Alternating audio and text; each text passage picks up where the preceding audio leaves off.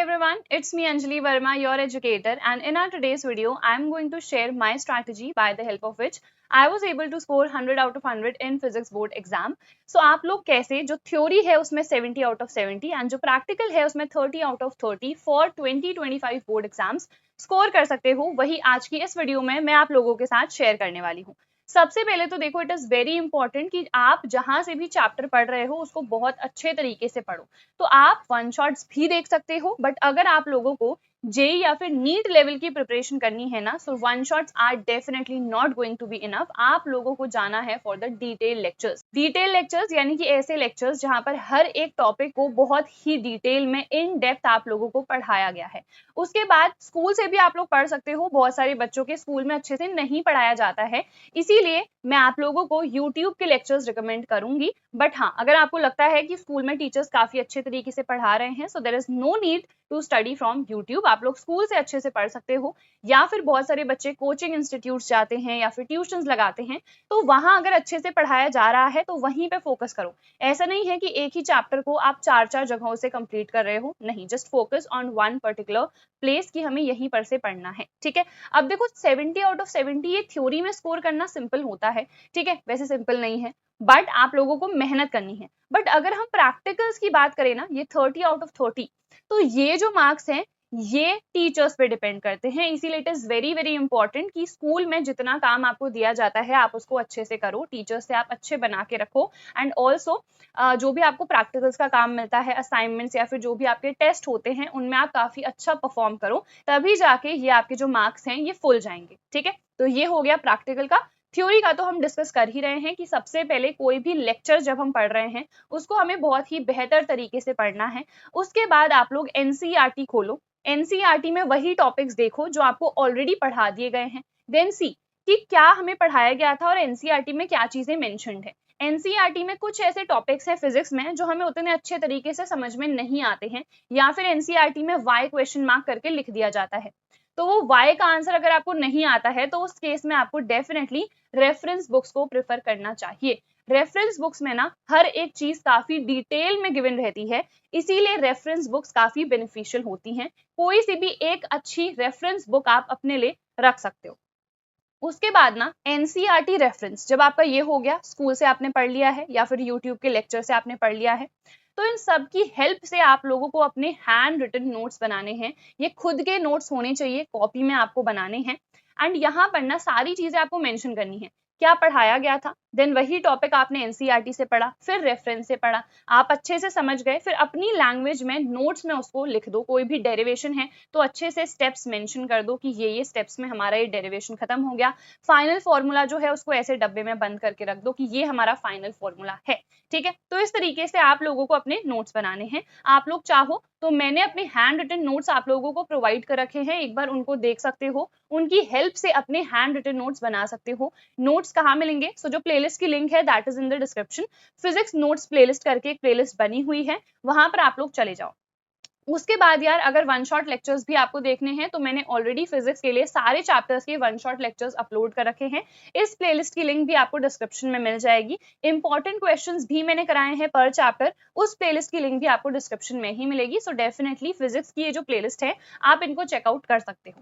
तो I think इतना आप लोगों को क्लियर हो गया होगा। अब नोट्स हमारे हो गए, बट क्वेश्चन प्रैक्टिसिंग जब तक नहीं होगी तब तक कोई भी चैप्टर हमें अच्छे से समझ में नहीं आएगा। तो हम लोगों को क्वेश्चंस बहुत अच्छे तरीके से प्रैक्टिस करने हैं। कहाँ से हम कर सकते हैं? सो क्वेश्चन बैंक्स आते हैं फिजिक्स के लिए, तो मेरे हिसाब से क्वेश्चन बैंक आपको डेफिनेटली परचेस करना ही चाहिए। रेफरेंस बुक्स के जो क्वेश्चंस हैं वो जनरली नहीं आते हैं, बट हाँ जो मैक्सिमम चांसेस होती है कि हाँ फिजिक्स में यहाँ से तो क्वेश्चंस आएंगे ही, तो वो है हमारे पास क्वेश्चन बैंक। क्वेश्चन बैंक से मैक्सिमम वही क्वेश्चंस रिपीट होके आते हैं, क्योंकि यहाँ पर कुछ हमें प्रीवियस ईयर क्वेश्चंस के बेसिस पे क्वेश्चंस गिवन रहते हैं। तो फिजिक्स के लिए yes, I will definitely suggest कि आप लोग क्वेश्चन बैंक परचेस कर लो। अभी क्वेश्चन बैंक्स रिलीज नहीं हुए हैं, जैसे ही रिलीज होंगे सो मैं आप लोगों को डेफिनेटली रिकमेंड कर दूंगी कि कौन सा क्वेश्चन बैंक परचेस करना है।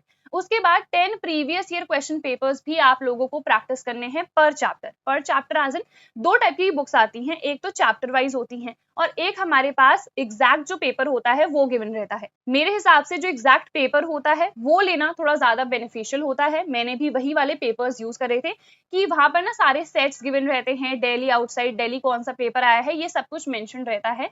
सो आप लोग प्रीवियस ईयर्स की एक बुक खरीद सकते हो अपने लिए।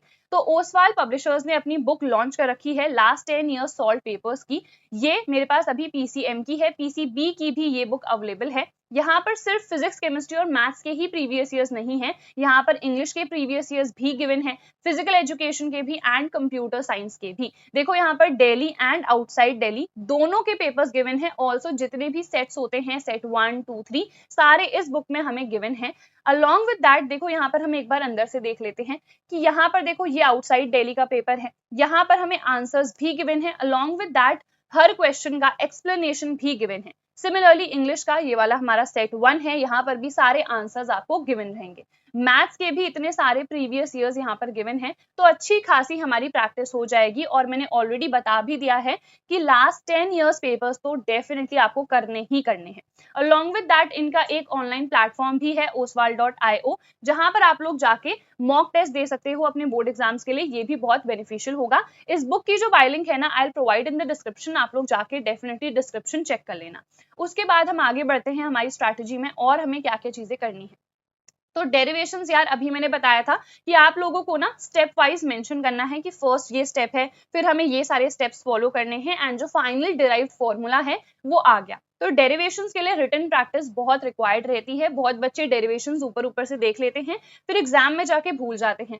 तो आपको ऐसा नहीं करना है, डेरिवेशंस आपको लिख लेने हैं, ठीक है, सारे स्टेप्स मेंशन करने हैं, जो भी डायग्राम रिक्वायर्ड रहता है वो याद रखना है एंड जो फाइनल डिराइव्ड फॉर्मूला है वो याद रखना है। रिटन प्रैक्टिस डेफिनेटली करते रहना।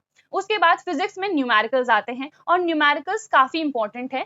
प्रीवियस ईयर से देखा गया है कि न्यूमेरिकल्स का जो नंबर है वो काफी ज्यादा इंक्रीज हो गया है। सो इट इज इंपॉर्टेंट कि आप लोग न्यूमेरिकल्स की प्रैक्टिस अच्छे तरीके से करो।